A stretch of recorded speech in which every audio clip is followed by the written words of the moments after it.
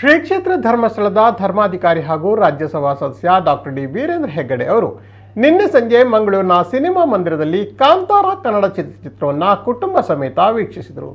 Cinema ವೀಕ್ಷಿಸಿದ ಬಳಿಕ doctor Veerendra Heggade ಅವರು ಮಾಧ್ಯಮದವರೊಂದಿಗೆ ಮಾತನಾಡಿ, ನಾನು ಸಿನಿಮಾ ನೋಡದೆ ಬಹಳ ದಿನಗಳಾಗಿದ್ದವು. ಕಾಂತಾರ ಸಿನಿಮಾ ಒಂದು ಪ್ರದೇಶದ ನಡೆ ನುಡಿ, ಸಂಸ್ಕೃತಿ, ಆಚಾರ ವಿಚಾರಗಳನ್ನು ಒಳಗೊಂಡು ಚೆನ್ನಾಗಿ ಮೂಡಿ ಬಂದಿದೆ. ಈ ಚಿತ್ರವು ಯುವಕರಿಗೆ ಹೊಸ ಕತೆ ಹಾಗೂ ಹಿಂದಿನ ನಂಬಿಕೆಗಳನ್ನು ನೆನಪಿಸುತ್ತದೆ ಎಂದರು.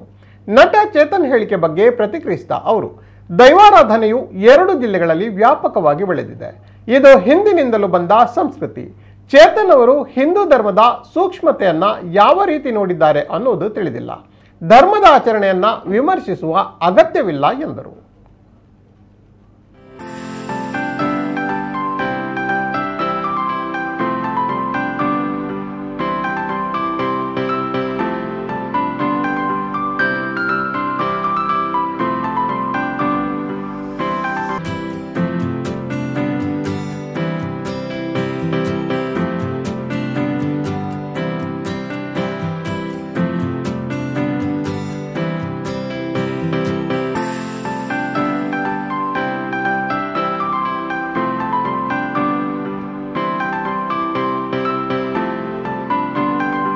ಭಾಳ ಒಳ್ಳೆಯ ರೀತಿಯಲ್ಲಿ ಈ ಸಿನಿಮಾದ ಕಲ್ಪನೆ ಮಾಡಿದ್ದಾರೆ. ನಮ್ಮ ಜಿಲ್ಲೆಯಲ್ಲಿ ಧರ್ಮ ಅಧರ್ಮ ಮತ್ತು ಸತ್ಯ ಅಸತ್ಯದ ನಡುವೆ ಮತ್ತು ಬದುಕು ಮತ್ತು ಬದುಕಿಗೆ ಬರುವಂಥ ಸಮಸ್ಯೆಗಳ ಹೋರಾಟದ ನಡುವ ಸಂಘರ್ಷದ ಚಿತ್ರಗಳು ಬಹಳ ಬರ್ತದೆ.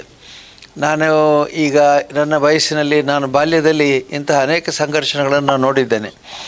ಅಂದರೆ ನಮ್ಮ ಭೂಮಿಯ ಬಗ್ಗೆ, ನಮ್ಮ ಜೀವನದ ಬಗ್ಗೆ, ಜೀವನದ ಸಮಸ್ಯೆಗಳ ಬಗ್ಗೆ, ಆಚಾರ ವಿಚಾರಗಳ ಬಗ್ಗೆ ಅನೇಕ ಸಮಸ್ಯೆಗಳು ಈ ಹಿಂದೆ ಕೂಡ ಬಂದಿದೆ. ಇಂಥ ಸಂಘರ್ಷಗಳು ಆಗಾಗ್ಗೆ ನಡೀತಾನೆ ಇತ್ತು. ಈ ಕಳೆದ ಒಂದು 25 ವರ್ಷದಿಂದ ಈ ಸಂಘರ್ಷ ನಾವು ನೋಡಿಲ್ಲ. ಯಾಕೆಂದರೆ ಈಗ ಕಾಲ ಬದಲಾಯಿತು, ಶಿಕ್ಷಣ ಬಂತು ಮತ್ತು ದುರ್ಬಲರಲ್ಲಿ ಶಕ್ತಿ ಬಂತು. ಈ ದುರ್ಬಲರಿಗೆ ಶಕ್ತಿ ಕೊಡುವಂಥ ಕಾರಣವೂ ಕೂಡ ದೈವಗಳೇ ಆಗಿದ್ದಾವೆ. ನಮ್ಮ ನಂಬಿಕೆ ಮತ್ತೆ ಚಿತ್ರಣ ಕೊಡ್ತಾಯಿದೆ. ಈ ಸಂದರ್ಭದಲ್ಲಿ ಮತ್ತೆ ಎಲ್ಲ ಹಳೆ ನೆನಪುಗಳು ಬರುವ ಹಾಗೆ ಈ ಚಿತ್ರ ಮಾಡಿದೆ. ಈಗಿನ ಯುವಕರಿಗೆ ಇಂತಹ ಕಥೆಗಳು ಎಷ್ಟು ಪ್ರಸ್ತುತ ಅಂತ ಗೊತ್ತಿಲ್ಲ. ಯಾಕಂದರೆ ಅವ್ರಿಗೆ ಗೊತ್ತಿರಲಿಕ್ಕಿಲ್ಲ, ಅದನ್ನು ಯೋಚನೆ ಕೂಡ ಮಾಡಲಿರ್ಲಿಕ್ಕಿಲ್ಲ. ಇಂಥದ್ದೆಲ್ಲ ನಡೀತಾ ಇತ್ತು, ಸಮಾಜದಲ್ಲಿ ನಡೆದಿದೆ. ಆದರೆ ಇವತ್ತು ಮತ್ತೆ ನಮ್ಮ ಧರ್ಮಗಳ ಸಂಘರ್ಷ ಹೇಗಿರ್ತದೆ, ನಂಬಿಕೆ ನಡವಳಿಕೆಗಳು ಹೇಗಿರ್ತದೆ ಮತ್ತು ಹೇಗೆ ಅನ್ಯಾಯದ ವಿರುದ್ಧ ನ್ಯಾಯ ಜಯಗಳಿಸ್ತದೆ, ಅಸತ್ಯದ ವಿರುದ್ಧ ಸತ್ಯ ಜಯಗಳಿಸ್ತದೆ ಅನ್ನೋದನ್ನು ತೋರಿಸಿಕೊಟ್ಟಿದ್ದಾರೆ. ಇದೊಂದು ಕಲ್ಪನೆ ಅದ್ಭುತ. ಚಿತ್ರದ ರಿಷಬ್ ಶೆಟ್ಟಿಯವರ ಕಲ್ಪನೆ ಅದ್ಭುತ. ಮತ್ತು ಎಲ್ಲ ಪಾತ್ರಧಾರಿಗಳು ಕೂಡ ಇದನ್ನು ಭಾಳ ಚೆನ್ನಾಗಿ ಮಾಡಿದೆ. ಮತ್ತು ಸಾಮಾನ್ಯವಾಗಿ 1-2 ಮುಖಗಳು ಬಿಟ್ಟರೆ ಬೇರೆ ಎಲ್ಲ ಮುಖಗಳು ಹೊಸದಾದ್ದರಿಂದ ಪರಿಣಾಮಕಾರಿಯಾಗಿದೆ. ಯಾವಾಗಲೂ ಚಲನಚಿತ್ರ ಒಂದೇ ರೀತಿಯ ಪಾತ್ರಧಾರಿಗಳು ಬೇರೆ ಬೇರೆ ಸಿನಿಮಾಗಳಲ್ಲಿ ಬಂದರೆ ಅವ್ರನ್ನ ನೋಡಿದ ತಕ್ಷಣ ಇವರು ಹೀಗೆ ಅಂತ ಗುರುತು ಹಿಡಿತೇವೆ ನಾವು. ಅದರಿಂದ ಗುರುತು ಸಿಗಲಿಲ್ಲ.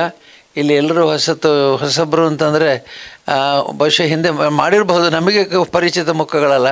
ಭಾಳ ಚೆನ್ನಾಗಿ ಮಾಡಿದ್ದೀರಿ, ಅಭಿನಂದನೆಗಳು ನಿಮಗೆ. ಅದ್ಭುತವಾದ ಚಿತ್ರವನ್ನು ತೋರಿಸಿದ್ದೀರಿ. ಮತ್ತು ನಮ್ಮ ಕುಂದಾಪುರ ಕನ್ನಡ ಭಾಷೆ ಸೊಗಡನ್ನು ಬದಲಾಯಿಸಲಿಲ್ಲ. ಶುದ್ಧ ಕನ್ನಡ, ಬೆಂಗಳೂರು ಕನ್ನಡಕ್ಕೆ ಹೋಗಲಿಲ್ಲ. ಅದೇ ಅಭಿನಂದನೀಯವಾದಂಥದ್ದು. ಇಲ್ಲದ್ರೆ ಬೆಂಗಳೂರು ಕನ್ನಡ ಶುದ್ಧ ಕನ್ನಡ ಆದರೆ ಅದರ ಸೊಗಡು ಬೇರೆ ಇರ್ತದೆ. ಇದು ಕೆಲವು ಕನ್ನಡದ ಶೈಲಿ ಕೂಡ ಬಹಳ ಉತ್ತಮವಾಗಿದೆ. ಅಂದರೆ ಇದು ವಿಶೇಷವಾದಂಥ ಮತ್ತು ಬೇರೆ ಪರಿಣಾಮಕಾರಿಯಾದಂಥ ಭಾಷೆಯಾಗಿ ಕೂಡ ಪರಿಣಮಿಸಿದೆ. ಈ ಕಥೆಗೆ ಈ ಭಾಷೆಯ ಸೂಕ್ತ. ಇದನ್ನು ದಂತಕಥೆ ಅಂತ ಕರೆದಿದ್ದಾರೆ.